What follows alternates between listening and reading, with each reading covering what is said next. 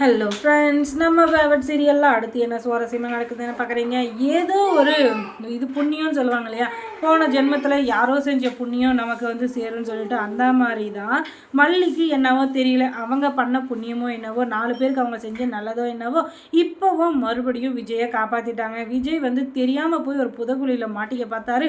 அதிலேருந்து விஜயை வந்து காப்பாற்றிட்டாங்க நம்ம மல்லி. அது எப்படின்றத பார்க்குறீங்க. இந்த ரேணுகாவோட இந்த சாப்டர் முடியறதுக்கான நேரம் வந்துருச்சு. அவர் இனிமேல் எதுவும் பண்ண முடியாது அப்படின்னு சொல்லிட்டு அப்படியே தலகணத்தில் சுற்றிட்டு இருந்தா இல்லையா, அவளுக்கு சரியான ஆப்பு வைக்கிற விதமாக நம்ம மல்லி வந்து ஒரு வேலை பார்க்குறாங்க. என்ன அப்படின்னு சொன்னால், போதும் பொண்ணு பாட்டி அவங்க எப்படி இங்கே வந்தாங்க அப்படின்னு சொல்லிட்டு பார்த்தீங்கன்னா, அவங்களுக்கு விஜயோட கல்யாணம் அப்படின்னு தெரிஞ்சதும், அதுவும் முதல் பொண்டாட்டியோட தெரிஞ்சதும் ஒரே ஷாக்கு. என்னடா இது, அவள் சாவுறப்ப அவள் கூடவே இருந்து அவளை கொல்லி வைக்கிற வரைக்கும் நான் தான் பக்கத்தில் இருந்தேன். பாடியை மாற்றி கொடுத்துட்டா கூட எனக்கு நல்லா தெரியுமே அவள் யார் என்னன்னு சொல்லிட்டு நான் வந்து நல்லா அவள் கூட பழகியிருக்கேன். அவள் வந்து என்னுடைய மருமக மட்டும் இல்லை, இன்னொரு மக மாதிரி என் கூட அவள் பழகியிருக்கா. அப்படி இருக்கிறப்ப அவள் எப்படி திரும்ப வந்தா அப்படின்னு சொல்லிட்டு ஒரே குழப்பம். அதனால் பயங்கர கோபத்தோடு அந்த இடத்துக்கு வந்து சேர்றாங்க. வீட்டில் பார்த்தா யாரும் இல்லை. சரி, கோவிலில் கல்யாணம் அப்படின்னு சொல்லிட்டு அவங்க வீட்டு வாட்ச்மேன் சொல்ல கோவிலுக்கு படபடப்பாக போகிறாங்க. கரெக்டாக கல்யாணம் நடக்கிற நேரமாக பார்த்து அந்த போதும் பொண்ணு பாட்டி இருந்துக்கிட்டு, என்ன நடக்குதுங்க, இப்போ உண்மையான ரேணுகாவே இல்லை, நீ யார் கழுத்தில் தாலி கட்டுற விஜய் அப்படின்னு சொல்லிட்டு நம்ம விஜய் இருந்துகிட்டு கேட்க, என்னடா இது, இவ உண்மையான ரேணுகா இல்லை, என்ன சொல்கிற சித்தி, என்ன ஆச்சு இருக்கு, பைத்தியம் கீத்தி பிடிச்சிச்சா, ஏன் என்னை வந்து இப்படி டிஸ்டர்ப் பண்ணுற, உன்னால் எனக்கு எப்போவுமே நிம்மதியே இல்லை, ஏன் என்னை டென்ஷன் பண்ணுற அப்படின்னு சொல்லிட்டு அந்த போதும் பொண்ணு பாட்டியை பார்த்து நம்ம விஜய் இருந்துக்கிட்டு கேட்க, ஐயோ என்ன சொல்கிறீங்க, எனக்கு ஒன்றுமே புரியல அப்படின்னதும், விஜய் அந்த ரேணுகா சாவரப்ப அவள் கூடவே இருந்தவன் நான், அவள் யார், எப்படிப்பட்டவ, அவள் எப்படி இறந்தான்றது எல்லாமே உனக்கு தெரியும். ரேணுகா மாதிரி ஒரு நல்லவ இந்த உலகத்திலேயே இல்லை. ஏன் மல்லியை கூட அந்த அளவுக்கு இல்லை. அந்த அளவுக்கு ஒரு சாஃப்டான கேரக்டர், அவ்வளோ ஒரு சுத்தமான பொண்ணு, ஒரு பரிசுத்தமான பெண் அப்படின்னு சொல்லிட்டு பார்த்தீங்கன்னா அது ரேணுகா தான். அவகிட்ட இருக்கிற ஒரு குணாதிசயமாச்சு இவகிட்ட இருக்கா? இந்நேரம் என்னை பார்த்ததுக்கு அத்தைன்னு சொல்லிட்டு அவள் ஓடி வந்திருப்பா. ஏன்னா அந்த அளவுக்கு அவளுக்கு பணிவு மரியாதை எல்லாமே தெரியும். அதில் எதுவுமே அவளுக்கு இல்லை.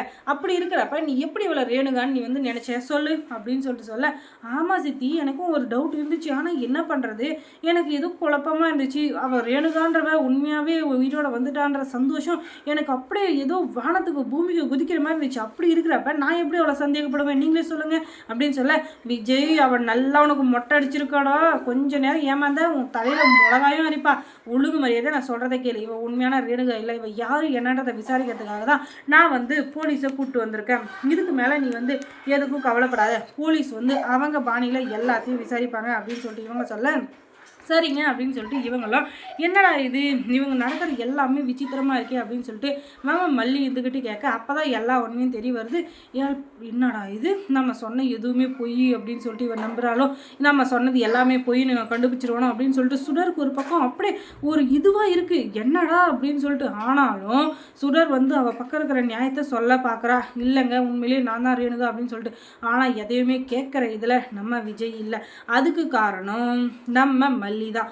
ஏன்னா மல்லி வந்து அப்பப்போ இவ சுடர், இவ வந்து உண்மையான ரேணுகா இல்லை இல்லை இல்லைன்னு சொன்னது நம்ம விஜயோட மனசுக்குள்ளே அப்படியே ஆழமாக பதினுச்சு. அதுக்கு காரணம் அவன் மேலே இருக்கிற தீரா காதல் அப்படின்னு கூட சொல்லலாம். ஆனால் இப்போ எல்லாருமே போலீஸ் வந்ததுக்கப்புறம் உண்மையை கண்டுபிடிக்கிற நேரம் வந்துச்சு. அதனால் சுடர் இருந்துக்கிட்டு இனிமேல் ஒத்துக்கிட்டு தான் ஆகணும், நம்ம மேலே எல்லா தப்பும் இருக்குது, நம்ம வந்து உண்மையான ரேணுகா இல்லைன்ற தெரிஞ்சு போச்சு, இனிமேல் நம்ம எதுவும் பண்ண முடியாது அப்படின்னு சொல்லிட்டு முடிவும் எடுத்துடுறாரு. அப்புறம் சரிங்க நான் வந்து எல்லா தப்பும் பண்ணிவிட்டு என்ன மன்னிச்சிருங்க அப்படின்னு சொல்லிட்டு அவள் வந்து நானே போலீஸில் சரண்டர் ஆயிடுறேன், நான் வந்து இத்தனை வருஷமாக ஏதோ ஒரு இதில் வாழ்ந்துட்டேன், இனிமேலாச்சும் உங்களை பார்த்ததுக்கப்புறம் தான் உங்கள் கூட வாழணும் அப்படின்ற ஒரு எண்ணமே வந்தது. ஆனால் என்ன பண்ணுறது, இனிமேல் என்னால் எதுவும் பண்ண முடியாது அப்படின்ற சூழ்நிலையினால் நான் வந்து உங்களை கல்யாணம் பண்ணிக்கிட்டு உங்கள் கூடயே வாழணும்னு நினச்சேன். இத்தனை வருஷத்தில் நான் எத்தனையோ பேரை ஏமாத்திருப்பேன், எத்தனையோ பேரை வந்து கஷ்டப்படுத்தியிருப்பேன், எத்தனை பேரோட வாழ்க்கையை சீரழிச்சிருப்பேன். அப்போல்லாம் எனக்கு மனக்குற்ற உணர்ச்சி வரல.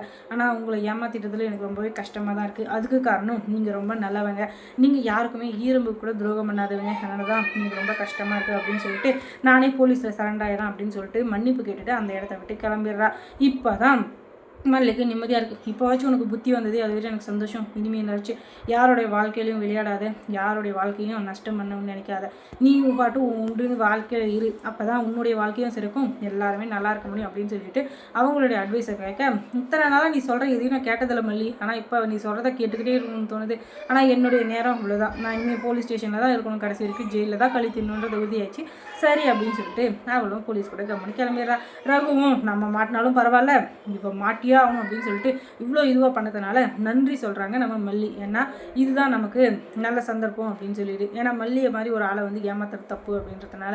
அதுக்கப்புறம் மல்லி சீரியலில் என்ன சுவாரஸ்யமாக நடந்திருக்கும் நீங்கள் தெரிஞ்சுக்கணுன்னா நம்ம சேனலை சப்ஸ்கிரைப் பண்ணுங்கள், அதோட பக்கத்தில் இருக்க அந்த பெல் ஐக்கானை கொஞ்சம் கிளிக் பண்ணுங்கள். தொடர்ந்து இந்த சேனலுக்கு சப்போர்ட் கொடுங்க. தேங்க்ஸ் ஃபார் வாட்சிங்.